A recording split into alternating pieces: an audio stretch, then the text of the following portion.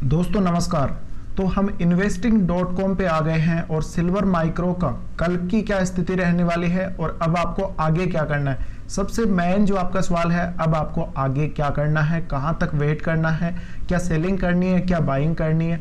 तो यहाँ पे मैं आपको ये सब कुछ बताने वाला हूँ। वीडियो में अंत तक बने रहना और अगर चैनल को सब्सक्राइब नहीं कर रखा आप सब्सक्राइब जरूर कर लेना। मैं आपके लिए डेली एक वीडियो इनकी डाल देता हूँ। तो यहाँ पर आप सबसे पहले आ जाते हैं चार्ट पे। तो चार्ट देखते हैं हम और चार्ट पे देखते हैं क्या स्थिति बन रही है। तो देखिए यहाँ पे अगर आप चार्ट देखोगे तो ये अपना चार्ट खुल गया। अब यहाँ आप एक हाई देख सकते हैं जो कि लगभग 67,000 से ऊपर का बन रहा है, यानी 67,300 के आसपास का बन रहा है। अब इस लेवल पे किसी को भी बाय नहीं करना है। अगर आपको सेल करना है तो भी आप यहाँ पे लगभग 70 या 74 तक का टारगेट लेके 74,000 तक का टारगेट लेके सेलिंग कर सकते हो, लेकिन आपको लिमिट में ही सेल करना है और आपको 15,000 जो रुपए हैं 15,000 पर लॉट के हिसाब से सेलिंग करनी है।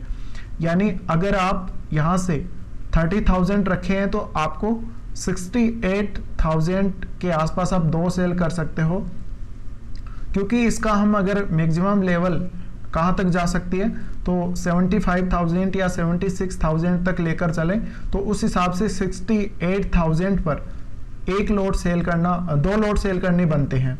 तो दो लोड सेल कर सकते हैं आप, और अगर आपके पास पैसा है तो आप बिल्कुल यहाँ पे ज़्यादा लोट भी सेल कर सकते हैं, बट आपको यहाँ पर थोड़ा वेट करना चाहिए। अब इस लेवल पे आप एक तो जरूर सेल कर सकते हैं।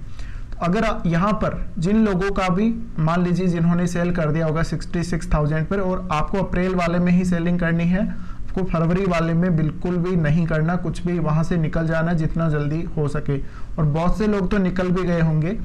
तो यहाँ पे अब देखिए क्या हो सकता है। फिलहाल ये जो लेवल है इसका 64,992 यानी लगभग 65,000 के आसपास ही चल रही है।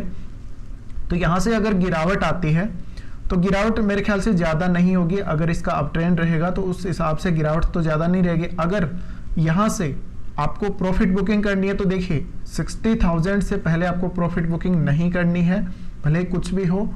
और अगर 61 तक भी आ जाता है, यहाँ से गिर जाते हैं तो 61 के आसपास तो आप कर सकते हैं। लेकिन मैं आपको मेरी तरफ से एक टारगेट दे रहा हूँ 60,000 का। 60,000 जब आ जाए तो आप अपना प्रॉफिट बुक कर सकते हैं। और ऊपर में अगर ये जाती है 69, 68 तो वहाँ से हर 2,000 पे अपनी जो सेलिंग क्वांटिटी है यानी जो सेलिंग लॉट है वो आपको बढ़ाते जाना है और अपने रिस्क को मैनेज करना है आपको बहुत ही अच्छे तरीके से।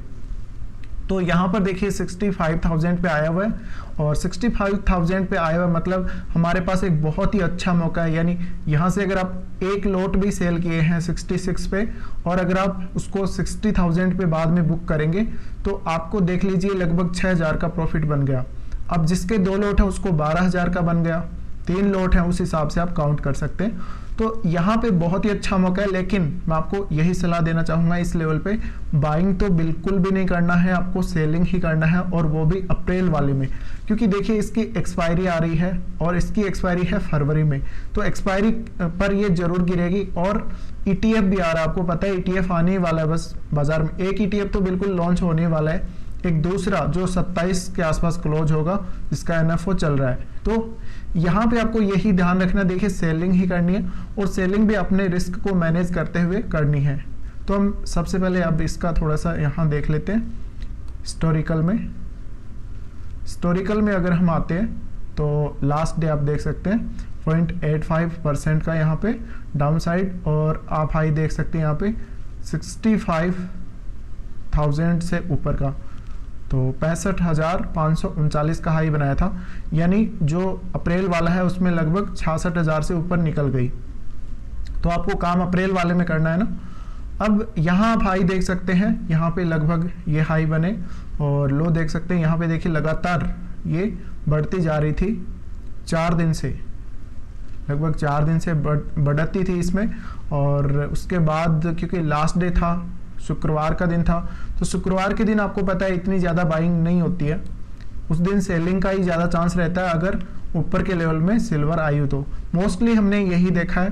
तो शुक्रवार को तो आपको पोजीशन बिल्कुल भी नहीं बनानी और मैं तो आपको उसी लेवल पे बाय करने को बोलूँगा 60,000 पे। 60,000 से ऊपर अगर आप बाइंग करते हैं उसके बाद आप अपना देख लीजिए आपको कहाँ प्रॉफिट होना है, क्या होना है, उसके लिए मैं आपको बोलता ही नहीं हूँ। बट यहाँ पे आप देख सकते हैं इसका जो लो है इस प्रकार से ये डाउन साइड अप साइड रही है बीच बीच में, पिछले 3 महीनों के यहाँ पे दिखा रहा है। तो फिलहाल आपको देखिए यही रणनीति रखनी है। और अगर आप यहाँ पर अगर इसका टेक्निकली अगर इंटरेक्टिव चार्ट भी देखेंगे तो कुछ इस प्रकार से आपको नज़र आ जाएगा। तो चार्ट खुल रहा है इसका,